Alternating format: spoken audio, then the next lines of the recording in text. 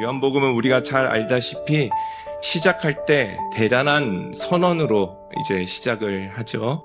우리가 잘 알다시피 말씀이라는 이 헬라어는 로고스라고 합니다. 당시에 이 헬라 세계에서는 우주의 질서와 존재의 근원을 로고스라고 불렀었습니다. 그래서 그는 그들이 이해할 수 있는 언어를 선택해서 이 땅에 오신 주님이 참된 로고스이심을 드러내고자 했던 것이에요. 세상을 한번 보세요. 하나님께서 세상을 만드신 그 목적대로 지금 세상이 돌아가고 있습니까? 한번 우리 인간을 한번 돌아봤으면 좋겠어요. 하나님께서 인간을 왜 창조하셨다고 말씀하셨습니까? 그리고 우리는 그 목적에 정말 합당한 인생을 살아가고 있습니까? 그렇지 않다라는 것이죠. 그래서 하나님께서는 분명히 하시는 거예요. 하나님의 목적을 따라 사는 그 길만이 하나님께로 가는 길이며 그 목적의 길이 곧 생명의 길이라는 사실이라는 거예요. 인간이 스스로 그 길을 찾을 수 없기에 하나님께서는 직접 길이 되어주시기 위해 이 땅에 오셨다라는 사실입니다. 사람들이 다시 하나님의 목적을 향해 돌아올 수 있도록 그 길을 따라 새 목적을 향해 걸어갈 수 있도록 예수께서 친히 이 땅에 오신 것이죠. 그렇기 때문에 이 태초에 말씀이 계시니 이 말씀은 추상적인 어떤 사상의 말씀이 아니라 말씀이 육신이 되어 역사 속에 들어오신 예수 그리스도의 그 구속의 사건을 선포하고 있다라는 것을 우리는 알 수 있는 것이죠. 세상에는 정말 여러 빛들이 있습니다. 우리는 빛 아래에서 책을 보기도 하고요. 그리고 빛이 있기 때문에 간판을 보고 음식점을 찾아가 음식을 먹기도 합니다. 그러나 진짜 빛, 진정한 빛, 영원한 빛은 단 하나밖에 없다라는 거예요. 누구시죠? 예수 그리스도. 그 빛은 하나님께서 이 땅에 빛을 만드시기 이전의 빛이라는 거예요. 태양의 빛이나 발광체의 빛 이전의 빛이라는 거예요. 예수님께서 이 땅에 오셔서 나는 참빛이다 라고 말씀하실 때에는 세상에 존재하는 모든 빛들을 통틀어서 가장 확실하고 더 밝은 빛을 말씀하고 계신다라는 겁니다. 그래서 하나님을 보고서 살 자가 없었던 것이죠. 그만큼 하나님의 임재가 강력하고 강렬한 존재시다라는 거예요. 이것을 우리는 참빛이다라고 이야기를 합니다. 그 참빛께서 어디로 오셨어요? 이 땅에 오셨습니다. 근데 문제가 있어요.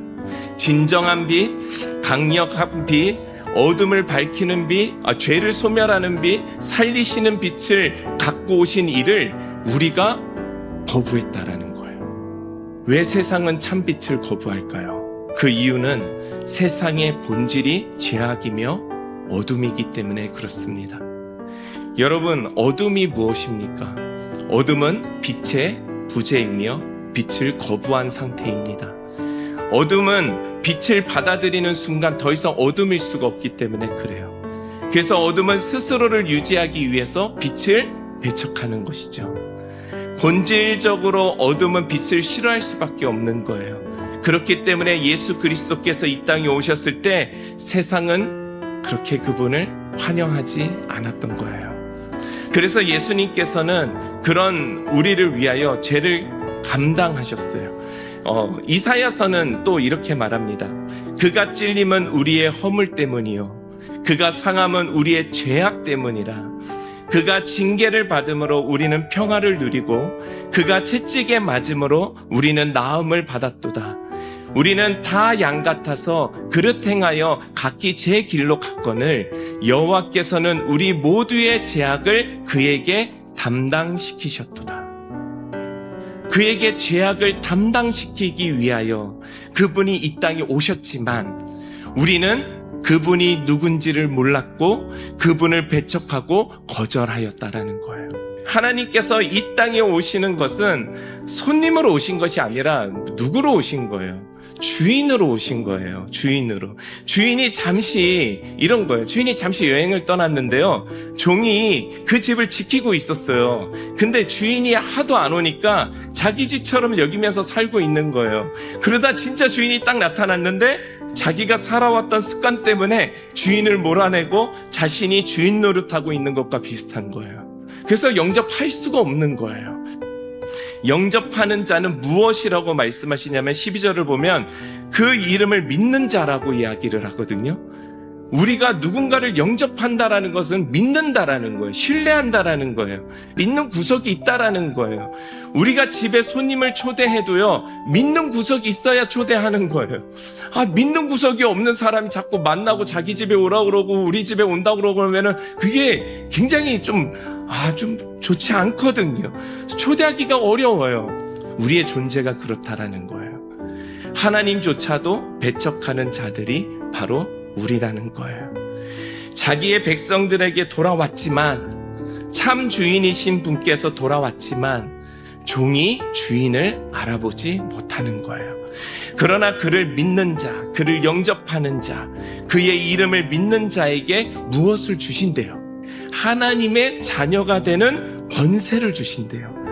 그러니까 주님이 오신 이유는 하나님의 자녀가 되는 권세를 주시기 위하여 오셨는데 못 알아보더라는 거죠. 또한 오늘 13절을 보면요, 이는 혈통으로나 육정으로나 사람의 뜻으로 나지 아니하고 오직 하나님께로부터 난 자들이라고 말씀하고 계세요. 우리는 사람의 뜻으로 나지 않았다라는 거예요. 그러나 죄는 무엇입니까? 사람들의 눈치를 자꾸 살펴요. 사람들의 눈치를. 사람에게 자꾸 잘 보이려고 합니다.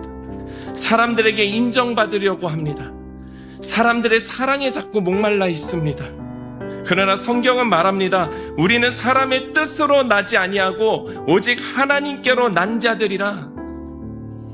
이 시대의 하나님의 뜻은 무엇입니까? 믿는 자들은 넘쳐나지만 진짜 예수의 제자로 살아가는 사람은 자꾸 줄어들고 있어요. 예수님을 믿는다고 말하지만 여전히 이 복잡한 시대 속에서 복잡한 생각을 하면서 살아가는 사람들이 너무 많다라는 거예요. 교회에 와서 열심히 봉사하고 열심히 충성하지만 여전히 내 마음에는 공허함과 그 여백을 채울 수 있는 것이 세상으로밖에 없는 거예요. 여러분, 진정한 제자 훈련은요, 어떤 단체에 가서 세미나 몇 번 듣고 어디 다녀와가지고 수료증을 받는 게 제자 훈련이 아니에요. 그 공허함과 여백 사이에 하나님과의 그 언약적 관계를 내가 어떻게 맺어낼 수 있는가?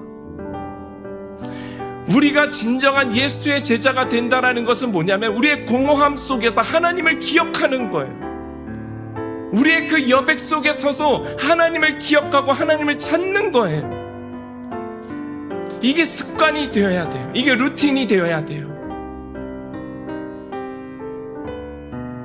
사람들의 뜻으로 살아가지 마시고 사람들의 소견대로 살아가지 말고 하나님께로 온자답게 하나님의 뜻이 무엇인지 하나님의 질문을 우리가 스스로 한번 떠올려 보고요, 하나님의 질문을 우리가 살아가고 있는 이 삶으로 한번 대답해 보는 것. 하나님 뜻은 이거야 라고 말하기 전에 내가 먼저 하나님의 뜻대로 한번 살아가 보는 것. 하나님의 말씀의 선언이 이 땅 가운데, 아니 나로 인해 이루어질 수 있는 삶을 살도록 우리가 노력해야 된다라는 거예요. 저는 그런 삶이 반복되어져 가야 하는 그런 훈련이 우리 성도들 그리고 저에게 있어야 우리가 진정한 제자의 삶을, 그리고 진정한 제자의 삶의 첫걸음을 우리는 그제서야 뗄 수 있는 거라고 생각이 듭니다. 그리고 이 모든 것은 철저히 자발적으로 해야 돼요. 하나님을 사랑하는 마음에서부터 시작해야 돼요. 어떻게 하면 내가 하나님을 사랑할 수 있을까? 우리 지체들 중에서는 그럴 수 있어요. 하나님의 사랑이 아직 느껴지지 않는 지체들이 있을 수 있어요. 근데 막 행위를 한다고 해가지고 뭐가 되는 게 아니에요. 그때는 머물러서 하나님을 기억하는 거예요. 하나님을 생각하는 거예요. 그 나의 정체성을 고백하는 거예요. 정체성을 떠올려 보는 거예요. 하나님이 이토록 나를 사랑하셨구나. 그렇다면 나는 어떤 인생을 살아가야 되는가? 그리고 이 모든 것은 자발적으로 하나님을 사랑하는 마음으로. 그럴 때 어떤 일이 벌어지냐면요, 강력한 성령의 바람이 불어오기 시작하는 거예요. 그래서 우리가 우리의 길을 계획할지라도 그 길을 인도해 주시는 분은 우리 주님이시라. 바람이 길을 열어주시는, 그 바람이 저와 여러분 삶 가운데 불어오게 될 줄 믿습니다. 14절의 말씀입니다. 우리 다 함께 한번 읽어볼까요? 14절의 말씀 시작. 말씀이 육신이 되어 우리 가운데 거하심에 우리가 그의 영광을 보니 아버지의 독생자 영광이요 은혜와 진리가 충만하더라. 아멘. 말씀이 육신이 되었다고 사도 요한은 말하고 있어요. 한마디로 말씀이 우리 가운데 거하면 예수 그리스도께서 우리와 함께하고 계신 것과 같다라는 뜻이에요. 여기서 거하신다라는 뜻은 하나님께서 우리 삶 가운데 장막을 치신다라는 거예요. 하나님께서 이 땅에 임재하는 방식, 하나님께서 이 땅에 존재하는 방식이 바로 이거예요. 우리 안에 장막을 펼치시는 거예요. 출애굽기는 무엇을 말하는 겁니까? 하나님께서 이 땅 가운데 장막을 펼치시는 사건을 기록한 책이잖아요. 하나님은 이스라엘 백성을 광야로 불러내시고 시내산에 강림하신 후에 인간 가운데 함께 거하시기로 결정하신 거예요. 그 결정의 구체적인 표지가 바로 장막, 곧 성막이었다라는 것이죠. 그리고 그 장막을 세우는 사건이 출애굽기 이제 말미에 기록되어 있는데, 출애굽기 40장을 보면은요, 그 장면이 무엇입니까? 하나님께 그 장막, 그 성막이 하나님께서 임재하시고 하나님의 영광이 충만하고 가득한 사건이 일어나잖아요. 이 사건의 재현이 바로, 이 사도 요한은 바로 예수 그리스도가 성육신하신 사건이다 라고 지금 말하고 있는 거예요. 그래서 이 성육신의 사건을 어떻게 말하고 있습니까? 하나님께서 새롭게 장막을 펼치신 사건. 어디에? 우리 가운데 장막을 펼치신 사건. 요한계시록을 보면요, 조금 더 구체적으로 말씀하십니다. 7장 15절의 말씀을 제가 읽어드릴게요. 그러므로 그들이 하나님의 보좌 앞에 있고 또 그의 성전에서 밤낮 하나님을 섬김에 보좌에 앉으신 이가 그들 위에 장막을 치시리니. 요한계시록의 마지막 사건은 하나님께서 구원하신 자신의 백성들 가운데 다시 장막을 치시고 영원히 보호하시며 함께 거하시겠다는 약속의 성취라는 거예요. 우리가 심판을 피할 수 있는 이유는 무엇입니까? 우리를 위해 하나님께서 장막을 펼쳐주시기 때문에 그런 거예요. 하나님이 우리 안에 거하신다라는 말은 이 추상적인 영적인 표현이 아니에요. 구약에서 하나님께서 장막을 치시고 백성 가운데 거하시며 보호하셨던 것처럼 이제는 우리의 삶 한가운데에서 임재하시고, 여러분이 계신 그 자리에 임재하시어 우리를 지키시고 동행하시고 너희와 끝까지 함께 할 거야. 그런 언약적 선언이라는 거예요. 그래서 이 성육신의 사건이야말로 이 땅의 가장 찬란한 영광이자 빛인 거예요. 참 빛인 거예요. 그 예수 그리스도를 영접하는 자는 세상에서 구별된 삶을 살아가게 되는 거예요. 우리는 단지 말씀을 아는 사람이 아니라 그 말씀을 삶으로 드러내는 사람이라는 것을, 이 정체성을 잊지 않으시길 바랍니다. 그리고 그 말씀을 살아낼 뿐만이 아니라 세상 가운데로 전하고 흘러보내는 메신저의 삶을 살아야 함을 잊지 않으시길 바랍니다. 사랑하는 성도 여러분, 날마다 말씀 앞에 서는 인생으로 살아가시길 축복합니다. 주님이 여러분 안에 임재하심으로 장막을 펼치셨습니다. 분주한 우리의 삶을 이제는 우리가 다 덜어내어서 공백과 여백 속에 누구로? 우리 성령 하나님으로 가득 채워서 정말 성령에 충만한 그런 인생길. 그래서 우리가 길을 걸어갈 때 남들과 좀 다른 길이라 할지라도, 남들의 소견과 좀 다르다 할지라도 정말 그곳에서 바람이 불어온다면 우리가 지체하지 않고 그 길을 걸어갈 수 있는 저와 여러분들 다 되시기를 주님의 이름으로 축원합니다.